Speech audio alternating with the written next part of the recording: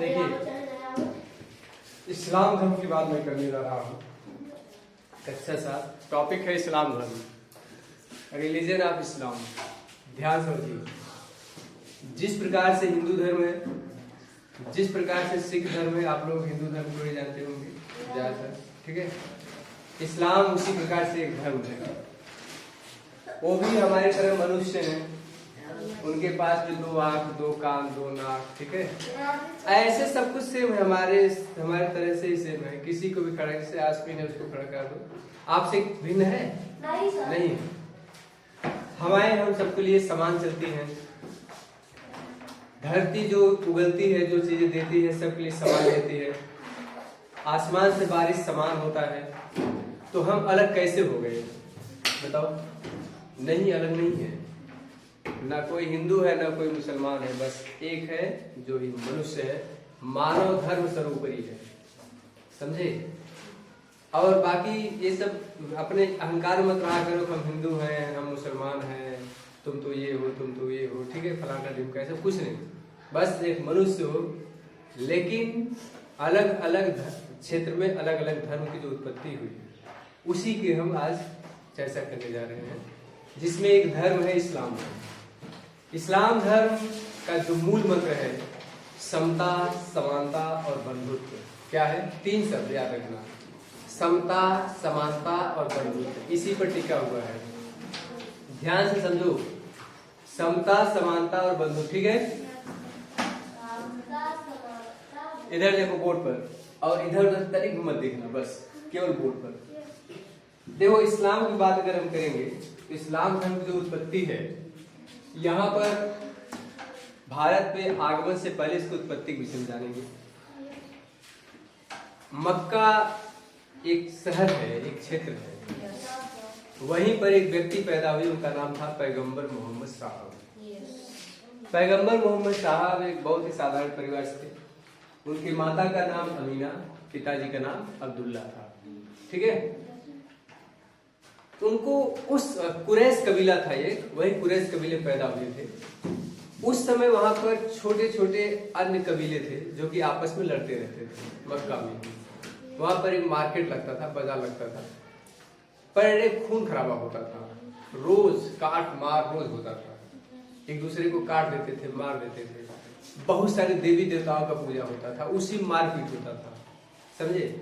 उसी खून खराबे को कम करने के लिए मोहम्मद साहब को लगा कि एक ऐसा धर्म बनाया जाए जिसको सभी लोग माने और सभी सबका मालिक एक, मतलब सारे देवताओं का एक हो, जिसको हम कहेंगे अल्लाह। अब समझ में, वो भी एक मनुष्य ही थे, लेकिन जब सब लोग खून खराबे में व्यस्त थे, जैसे सुबह सुबह से मालूम मतवार में रोज लड़ाई हो, इधर मजगांव वाले तलवार लेके निकले, इधर ये वाले तलवार लेके गए, तब से ये वाले आए ही बीच में हमारे स्कूल में लव काट मार खून की नदियां बहा दी।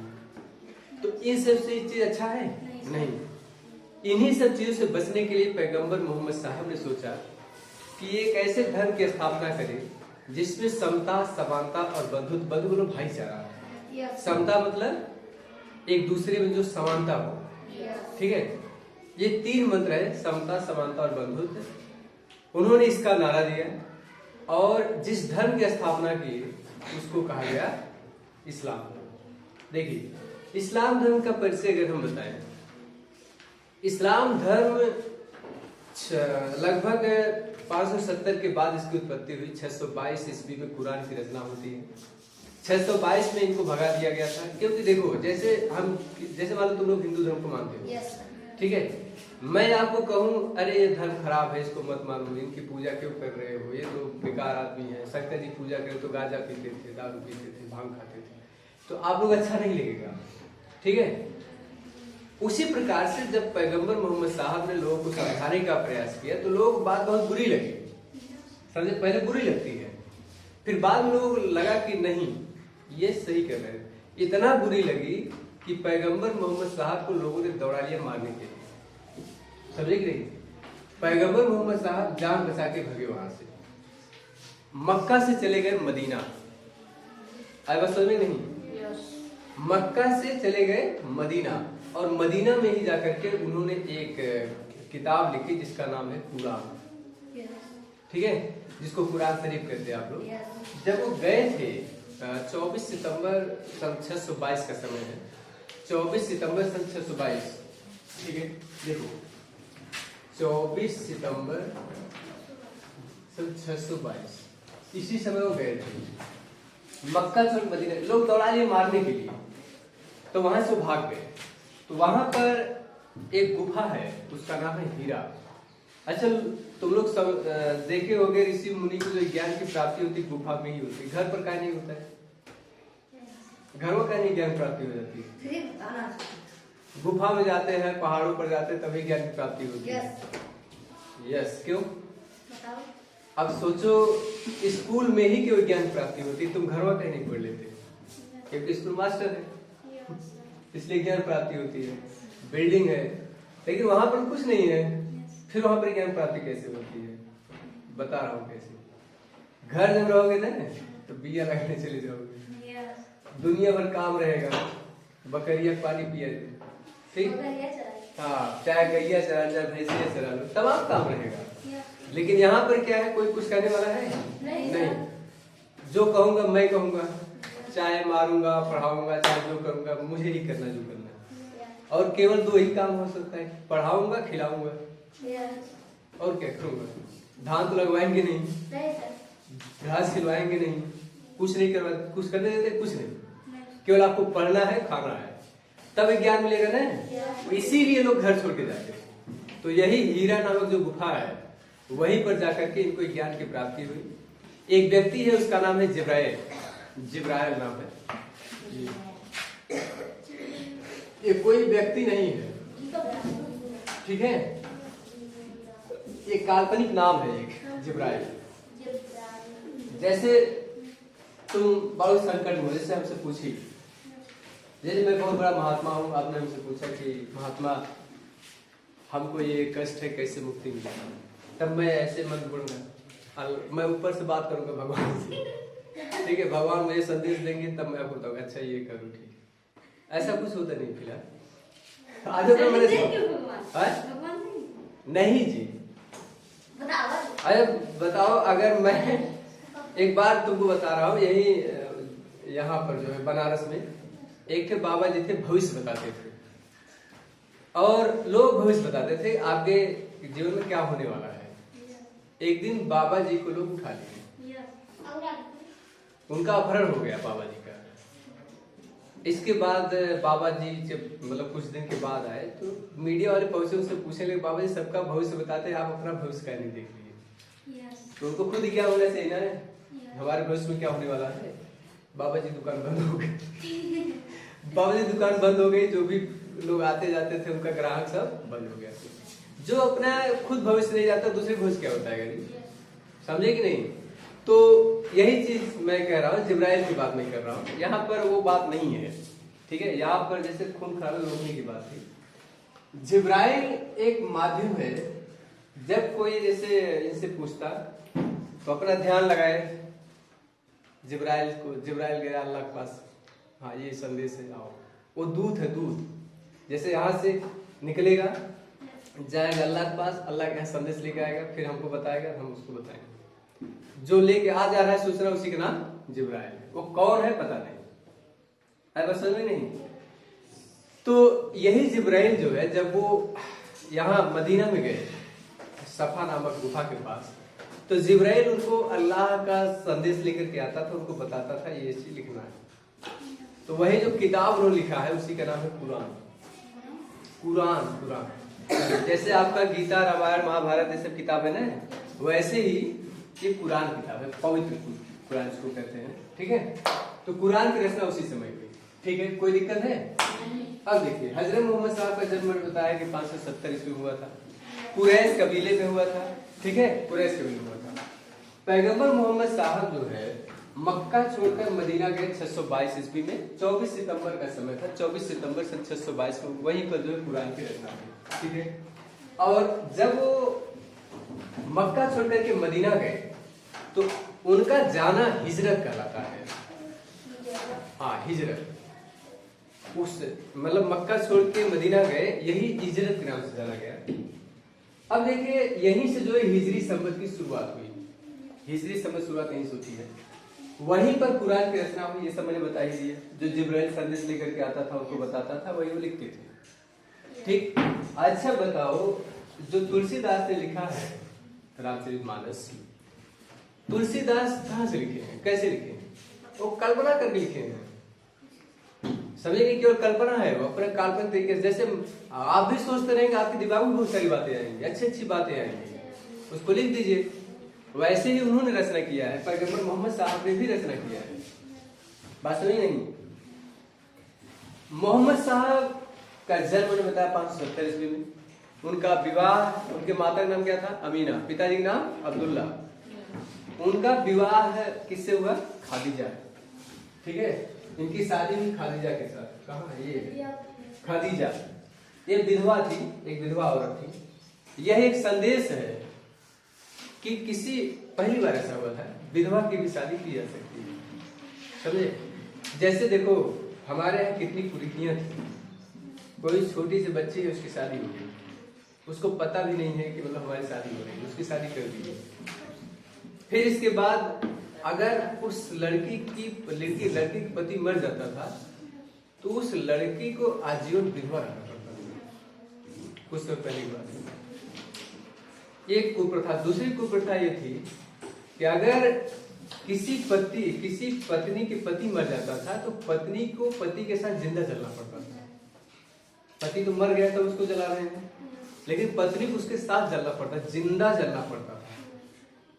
और उसको बांस रहता था बड़ा बड़ा, उससे मारते थे उसे। उसका कारण माना जाता था किसी कारण मर गया, दारू पी मर गया, उसका क्या गलती बेचारी का, उसको जिंदा जला रहे। कितना खराब प्रथा है, सोच के देखो, रूह कांप जाएगा। वैसे ही पैगंबर मोहम्मद साहब ने विधवा के साथ विवाह करके दिखा दिया कि विधवा की भी शादी की जा सकता है। पैगंबर मोहम्मद साहब की एक पत्नी हुई, उसका नाम था अमीना। क्या नाम था?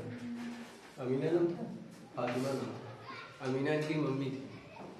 ठीक है, इनकी पुत्री का नाम था फातिमा। फातिमा की शादी कर दी अली के साथ। ठीक है, तो अली हो गए दामाद, फातिमा हो गई पुत्री। तो इनका जो पुत्र पैदा हुआ उसका नाम था हुसैन। यहाँ पर लिख देते हैं हुसैन। ठीक है, ये हुसैन। ठीक, हुसैन। अभी एक त्योहार आने वाला है ना, उसी विषय बताने जा रहा हूँ, इस क्यों मनाते हैं इसको। देखो, ये पत्नी हो गई खादीजा और इनकी पुत्री हुई फातिमा। फातिमा के पति है अली। इन दोनों के मिलने से हुसैन पैदा हुआ। इनकी शादी से हुसैन पैदा हुआ। ठीक है, अब ये हुसैन जो है, अब यहां से देखो, जो इस्लाम धर्म है, जब इस्लाम धर्म की रचना हो गई 632 ईस्वी में मोहम्मद साहब की मृत्यु हो गई। ध्यान समझो, 632 ईस्वी में मोहम्मद साहब की मृत्यु हो गई। जब वो मर गए तो इस्लाम धर्म दो भागों में बढ़ गया। ऐसा समझ में नहीं, एक था शिया, दूसरा था सुन्नी। सुन्नी जो था सुन्ना में विश्वास करता था। मोहम्मद साहब द्वारा जो कही गई बातें थी और उनका जो कार्य था उन्हें विश्वास करता था, उसको सुन्नी कहा गया। ऐसा समझ में नहीं। जो शिया था वो अली के विचारों पर निर्भर था, अली के विचारों को मानता था। अली इनके दामाद थे। मोहम्मद साहब के विचारों को मानने वाले शिया हो गए, सुन्नी हो गए, और अली के विचारों को मानने वाले शिया हो गए। इधर देखो, अली की शिक्षाओं में विश्वास करते थे और ये जो थे यहाँ पर सुन्ना में विश्वास करते थे। देखिए, इसमें मोहम्मद साहब के कथनों और कार्यों का विवरण था। आया समझ में? तो यहाँ पर देखो, मैंने आपको बताया कि किस प्रकार से इस्लाम धर्म की उत्पत्ति हुई, इस्लाम धर्म किस प्रकार से आया। अब इस्लाम धर्म में जो 3 शब्द है, समता, समानता और बंधुत्व, इसी के कारण इस्लाम धर्म बहुत तेजी से पूरी दुनिया में फैला। भारत में जब अरबों का आक्रमण हुआ 7वीं शताब्दी में, उसी के साथ भारत में इस्लाम की एंट्री होती है। जब भारत में इस्लाम की एंट्री हुई, भारत में प्रवेश हुआ, इसके बाद भारतीय संस्कृति जो थी और इस्लाम संस्कृति दोनों मिल गई, तो एक मिश्र संस्कृति का उत्पत्ति हुआ। इस्लाम भारतीय संस्कृति का अंग बन गया। अल्लाह के प्रति पूर्ण समर्पण, विश्वास तथा निष्ठा ही इस्लाम कहलाया। जो इस्लाम को मानने वाले हैं अल्लाह के प्रति समर्पित होते हैं। हिंदू धर्म को मानने वाले भगवान प्रति समर्पित होते हैं, उनका समर्पण होता है, उनका निष्ठा होता है। वैसे ही अल्लाह के प्रति समर्पण, विश्वास और निष्ठा इस्लाम कहलाता है। आए बात समझ में? इसके बाद एक युद्ध हुआ जिसका नाम है, उसको करबला के युद्ध के नाम से जाना जाता है। ये सब लिख लिए सारे लोग?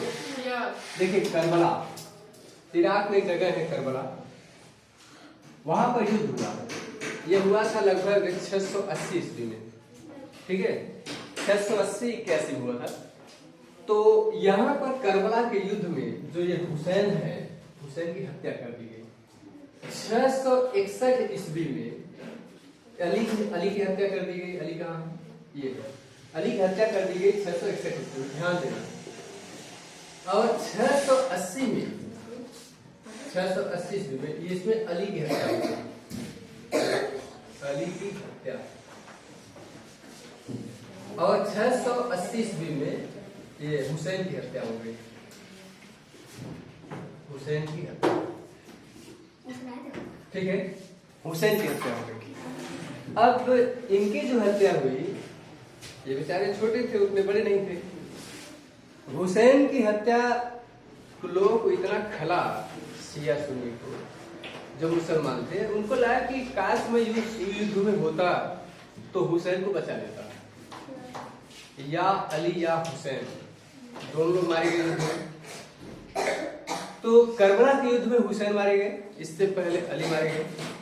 तो अब जो ये लोग जो मुहर्रम मनाते हैं, अभी 2-3 दिन बाद है ना, इसमें अपने शरीर पर वो लोग मारते हैं, सिकड़ा से मारेंगे, चाकू मारेंगे, डंडे से मारेंगे, अपने शरीर पर मारते हैं। अपने आप को दंडित करते हैं लोग कि काश में उस समय रहा होता तो इन लोगों को बचा लिया होता।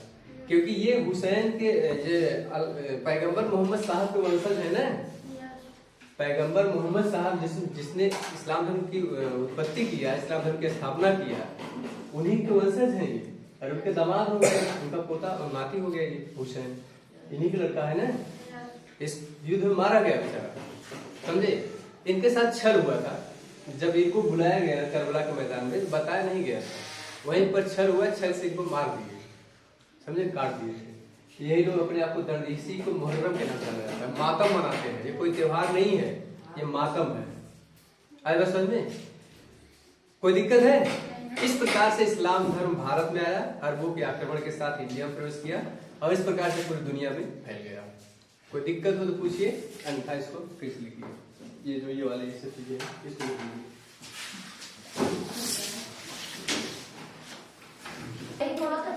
देखिए ध्यान समझिए, मोहम्मद साहब के सिद्धांत क्या थे, इनकी शिक्षाएं क्या थी, ध्यान समझो, बहुत अच्छा लगेगा, ये आपके जीवन में बहुत काम आएगा। इन्होंने बताया कि प्रत्येक व्यक्ति का जो जीवन है, जो व्यक्ति कमाता है, जैसे हमने बहुत पैसा कमाया, हमारा कर्तव्य है उसको गरीबों को थोड़ा बहुत दान करना। अगर हम ऐसा नहीं कर सके तो हमारा जीवन व्यर्थ है। जैसे पैगंबर मोहम्मद साहब ने कुल 5 सिद्धांत बताया, 5 सिद्धांत है, 5 सिद्धांत, 5 सिद्धांत। ये जो सिद्धांत है, ये 5 सिद्धांत में जो पहला है वो है कलमा। कलमा क्या होता है? देखो, कलमा का मतलब है अल्लाह एक है। जैसे हमारे यहाँ 33 करोड़ देवी देवता है, ठीक है, उन्होंने बताया नहीं, केवल एक है जो अल्लाह है। Ultimate power is the god, that is Allah. भाई आई बताइए, नहीं, अल्लाह एक है और मोहम्मद साहब उसके पैगंबर हैं, मतलब हम उनके पैगंबर हैं, और अल्लाह एक है, सबका मालिक है। कौन कहा? साईं बाबा। यही बात साईं बाबा कहे, और यही बात पैगंबर मोहम्मद साहब कह रहे हैं। नमाज देखो, उन्होंने दूसरा सिद्धांत कहा, पहला हो गया, दूसरा सिद्धांत है नमाज। ध्यान सुनो, प्रत्येक मुसलमान को चाहिए कि दिन में 5 बार नमाज अदा करे। इसका कारण क्या है? जैसे देखो, जब वो लोग जाते थे मक्का में व्यापार करने, ध्यान समझिए लड़के, जब जाते थे व्यापार करने तो आपस में लड़ते थे, मार काट होता था, तो उनको उलझा दिया गया, कम से कम 5 बार जब अल्लाह को याद करेंगे 5 बार खून खराबा नहीं होगा। इसी को नमाज कहा गया। दिन में 5 बार नमाज अदा करना होता है, 5 बार अल्लाह हू अकबर चिल्लाते हैं ना, अरे चिल्लाते नहीं है। हाँ तो दिन में 5 बार होता है, ठीक है। दूसरी, चलो बैठो। तीसरी बात क्या है? तीसरी बात मैंने बताया रोजा। रोजा क्या होता है वो समझो। बात देखिए, रोजा क्या होता है वो समझो। जैसे सावन सोमवार में आप लोग व्रत थे, कई लड़कियां व्रत थी, लड़के नहीं होंगे, लड़के तरवसे उठ रहे देखो। तो उसी प्रकार जो मुसलमान होता है वो मुसलमान रोजा रहता है। जिस महीने में कुरान की रचना हुई थी, 1 महीना जो लगा था, पूरा 1 महीना वो लोग व्रत रहते हैं। व्रत कैसे रहते हैं? पूरा दिन जब सूर्योदय हो जाता है और सूर्यास्त तक कुछ नहीं खाते हैं, पूरा दिन भर कुछ नहीं खाएंगे। जैसे ही सूर्यास्त होगा थोड़ी देर के बाद तब वो अपना नाश्ता करना शुरू कर देते हैं। आई बात समझ में नहीं? तो इसी को कहा गया रोजा, जिस महीने में कुरान की रचना हुई थी, ठीक है। इसको कहते हैं रमजान के महीने का व्रत। तो मई वही होता है जब रामनवमी नहीं आती है, उसी समय रोजा का समय चलता है। हाँ, पूरा दिन भर कुछ नहीं खाते वो, ठीक है। हाँ, शाम को खाते हैं। तीसरा, चौथा है जकात। जकात समझो। क्या हो गया? जकात क्या है समझो। जकात का मतलब ये है कि अगर अब मैं बहुत पैसा कमाया तो हमारा कर्तव्य है कि जो कमाया गया धन है उसका 40वां भाग दूसरे को दान कर दो। आई बात सुनी नहीं? कोई दिक्कत? तो कमाए गए धन का 40वां भाग गरीबों में दान कर देना जकात कहलाता है, ठीक है। अपनी उपार्जित आय का 40वां हिस्सा गरीबों में दे देना। क्या दिक्कत है? वो भी बेचारा थोड़ा खुश हो जाएगा, ठीक है। खा पहन लेगा, अपने बच्चों को अच्छा कपड़ा पहना लेगा, अच्छा शिक्षा दे लेगा, ठीक है। उससे गरीबी कम होगी। दारू नहीं पिएंगे। इस्लाम में दारू वर्जित है। इस्लाम में दारू छूना नहीं है, समझे? इस्लाम में दारू को हाथ भी नहीं लगाना है। हज मतलब यह प्रत्येक व्यक्ति का एक कर्तव्य है अपने जीवन में एक बार मक्का जाए और वहां पर तीर्थ यात्रा करे। पूरे जीवन में एक बार मक्का का तीर्थ यात्रा करे जहां पर वो पैदा हुए। जब मोहम्मद साहब मर गए, जहां वो दफनाए गए मदीना, क्योंकि वहीं पर वो भाग गए थे, ये लोग दौड़ा लिए मारने के लिए, मक्का से मदीना चले गए थे। तो प्रत्येक व्यक्ति का एक कर्तव्य है कि एक बार वह हज जाए। बात समझे कि नहीं? तो 5 सिद्धांत हो गया। कलमा, जो अल्लाह एक है, अल्लाह दूसरा नहीं है, सबका मालिक एक है, पूरी दुनिया को चलाने वाला एक है, उसको कलमा कहा गया है। दिन भर में 5 बार नमाज अदा करना है। बात समझे कि नहीं? फिर इसके बाद रोजा, जिस महीने में पवित्र कुरान की रचना हुई थी उसको, उसमें जो है दिन भर कुछ नहीं खाते हैं, शाम को उसको रोजा कहा गया। फिर इसके बाद जकात, अपने कमाए गए धन का 40वां भाग गरीबों में दान कर देना। हज की बात करते हैं, पूरे जीवन में एक बार तीर्थ यात्रा पर जाना जहां मोहम्मद साहब पैदा हुए थे। यही 5 सिद्धांत हैं इनके, याद रखिएगा, ठीक है।